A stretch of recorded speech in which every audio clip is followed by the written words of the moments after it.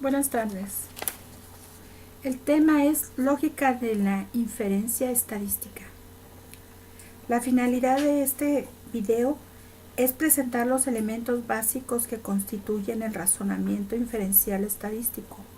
En primer término se abordan los temas de muestreo y distribución muestral y posteriormente se hace una revisión general de campo de la estimación de parámetros.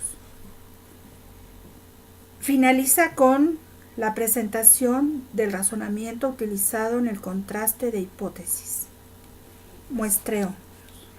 El muestreo y la asignación aleatorio son dos procedimientos que responden a objetivos diferentes dentro de una investigación.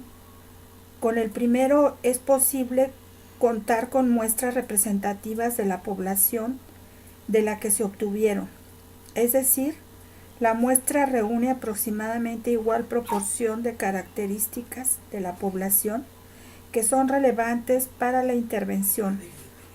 Por otro lado, la asignación aleatoria garantiza, dentro de los límites del azar, la homogeneidad de los grupos que están en diferentes condiciones. Puesto que el objetivo es precisamente mostrar la forma en que se pueden interferir el comportamiento de una población a partir de la observación de una muestra, solo se abordarán de manera en que se puede seleccionarse la muestra. Muestreo no probabilístico. El muestreo no probabilístico no emplea la extracción aleatoria debido a que no reúne las características antes mencionadas, es decir, todas las muestras posibles de tamaño n minúscula que pueden elegirse de una población de tamaño n mayúscula tienen diferente probabilidad de ser seleccionadas. Una forma de muestreo no probabilístico es el llamado muestreo por cuotas, que consiste en clasificar la población en subgrupos o cuotas según ciertas características. Para seleccionar la muestra se eligen conforme al criterio del investigador los miembros que sean más representativos o típicos de acuerdo con el objetivo de estudio. Con este procedimiento se intenta tener representatividad de la población estudiada. Sin embargo, posee el defecto de que la información compilada solo se valida para la nuestra. El muestreo intencional es otra forma de selección no probabilístico en la que se busca que la muestra sea representativa de la población de donde se obtiene, pero la posible representatividad depende del criterio particular de quien la elige. Es frecuente que las muestras estén marcadamente influidas por las preferencias o tendencias del investigador, ya que la mayoría de las veces se aprovechan las muestras disponibles, por ejemplo, grupos de alumnos, pacientes recluidos en un hospital, grupos de niños Down, un centro de educación especial, etc. Muestreo probabilístico. A diferencia del muestreo no probabilístico, el probabilístico, las unidades de observación se seleccionan de forma aleatoria, de tal manera que la oportunidad de elegir un miembro de la población es igual para cada uno de ellos. Supongamos que se desea estudiar una población de 400 adolescentes que asisten a una escuela secundaria. La sección al azar de un adolescente de esta población, al igual que la de otros adolescentes, tiene una probabilidad de 1 sobre 400. Los tipos de muestreo aleatorio más conocidos son el simple y el estratificado. Muestreo aleatorio simple.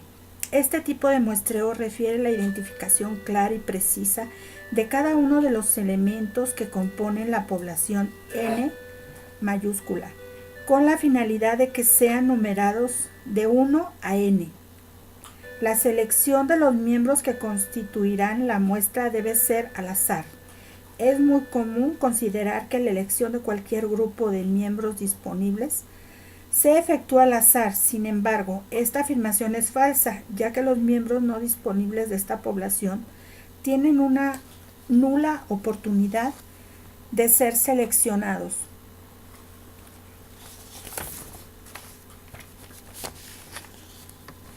Muestreo aleatorio estratificado.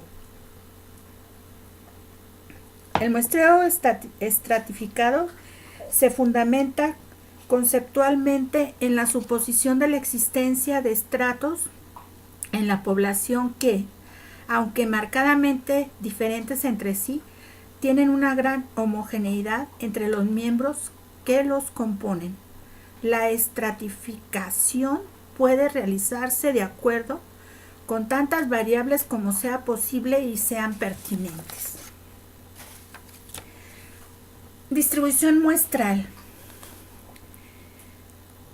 En la sección anterior se examinaron los procedimientos para seleccionar una muestra de una población. En esta se estudiará el comportamiento de los estadísticos de las muestras, puesto que la piedra angular en el contraste de hipótesis es inferir a partir del conocimiento de algunas características de la muestra ciertas propiedades de la población.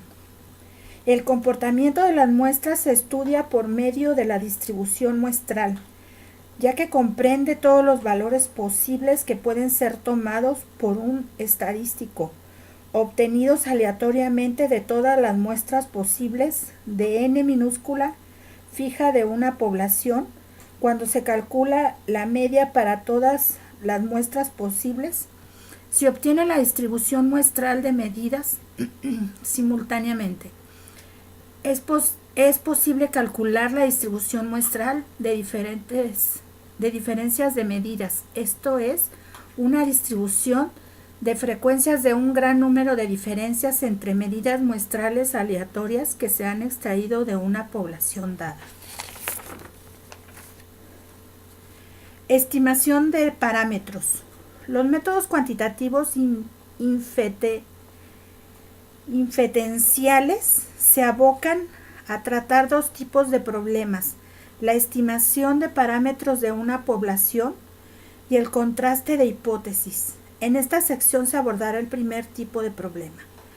Las situaciones reales cuando se desea estimar algunas características cuantitativas de una población a partir de una muestra.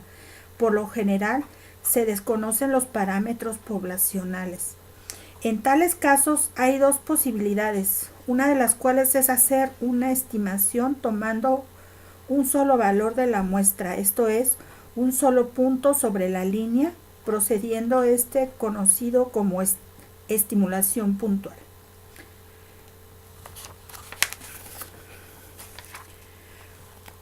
Lógica de la contrastación de hipótesis. Las psicologías se realizan investigaciones con la finalidad de determinar en qué medida las hipótesis derivadas de las teorías que las conforman son apoyadas por los hechos empíricos. El criterio se ha utilizado para decidir acerca del significado de datos obtenidos a partir del establecimiento de una hipótesis en el de contrastación.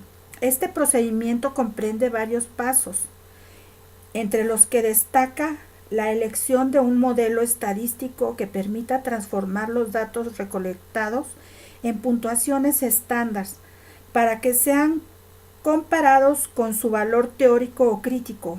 Esta sección tiene como objetivo examinar cada uno de los pasos que constituyen la contrastación de hipótesis. Formulación de hipótesis que han de contrastarse.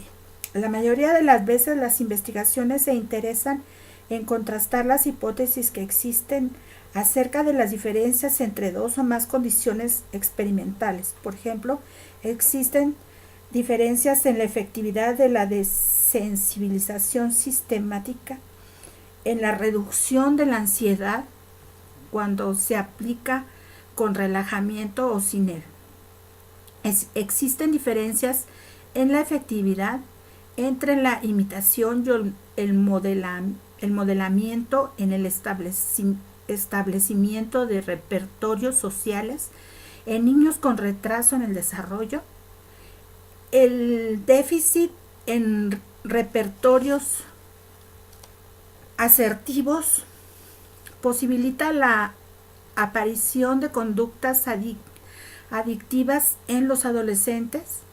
Nótese que en cada hipótesis implica una comparación entre dos condiciones. Sin embargo, hay hipótesis en las cuales las comparaciones se establecen entre más de dos condiciones. Por ejemplo, existen diferencias en el establecimiento de la lectura, publicando los métodos global, fonético y ecléctico.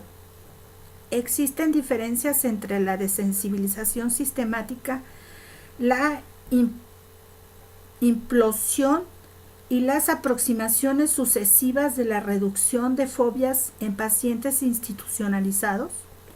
Para la contrastación, la hipótesis deberá formularse en términos estadísticos, para lo cual se requiere, en primer lugar, enunciar la hipótesis nula, que es un enunciado que establece la ausencia de diferencias entre las condiciones, es decir, que la variable dependiente no se ha afectado por la acción de la manipulación experimental.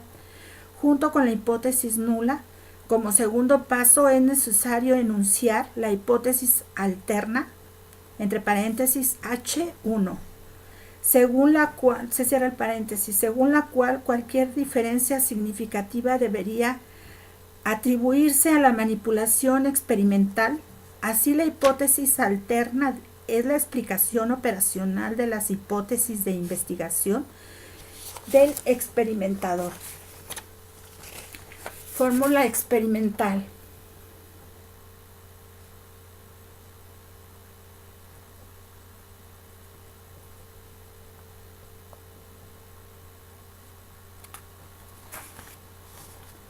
Elección de la prueba estadística. Actualmente hay gran cantidad de pruebas estadísticas que pueden usarse para casi todos los propósitos de intervención. Existen dos tipos de consideraciones que deben tenerse presentes cuando se va a elegir una prueba. Una es estadística y la otra es metodológica. Conforme las consideraciones del tipo estadístico, las pruebas de contrastación se dividen en dos grandes rubros: pruebas paramétricas y no paramétricas. El primer rubro comprende aquellas pruebas cuyo modelo especifica ciertas condiciones acerca de los parámetros de la población de la cual fue extraída la muestra, por ejemplo, la prueba T de Student y el análisis de varianza F.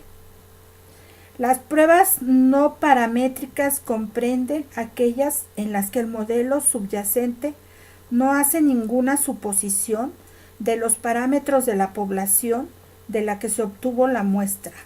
Además, las pruebas no paramétricas no requieren mediciones fuertes, puesto que la mayoría de ellas pueden aplicarse a datos en escala original y en algunas ocasiones a datos en escala nominal, más aún cuando el tamaño de las muestras es muy pequeño y no es posible conocer la naturaleza de la distribución de la población de la cual se extrajeron. Las pruebas no paramétricas son la única forma de contrastar la hipótesis de investigación para la persona interesada en profundizar en las características de las pruebas no paramétricas.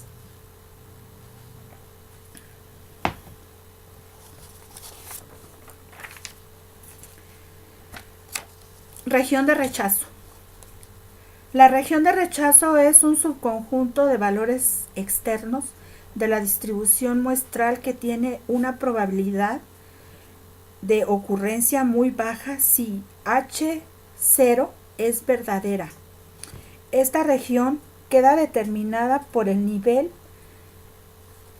de región de rechazo, es el 1% del área total comprendida bajo la curva de distribución muestral. La localización de la región de rechazo bajo la curva dependiente de tipo de hipótesis alterna. En una hipótesis exploratoria o no direccional, la región de rechazo se reparte en dos extremos de la curva. En este caso, la región de rechazo es igual a A sobre 2. Nótese, estas dos regiones difieren únicamente en su localización, pero no en el tamaño total. La probabilidad de cometer el error tipo 1 está dada por el valor particular de la forma A. Puede suceder, por ejemplo, que el valor de la diferencia observada de los minutos, a pesar de que su probabilidad de ocurrencia conforme a H0 es muy baja, realmente pertenezca a 1, distribución muestral de la hipótesis nula. La forma de reducir la probabilidad de cometer este error es adoptar un criterio más estricto reduciendo la región de rechazo, es decir, tomar un valor más pequeño que A. Matriz de decisión.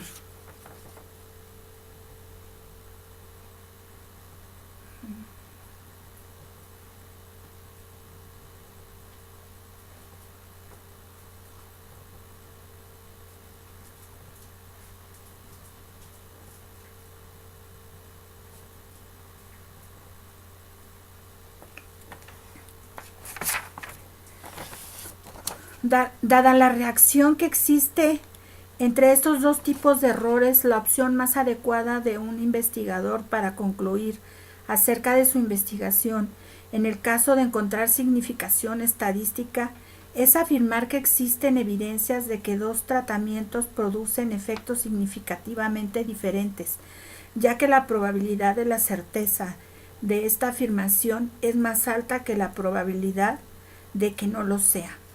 Cabe señalar que, de acuerdo con la perspectiva de esta obra, la toma de decisiones por parte del investigador acerca de la efectividad de una teoría psicológica no solo debe basarse en aspectos cuantitativos de los datos, sino para juzgar sus resultados.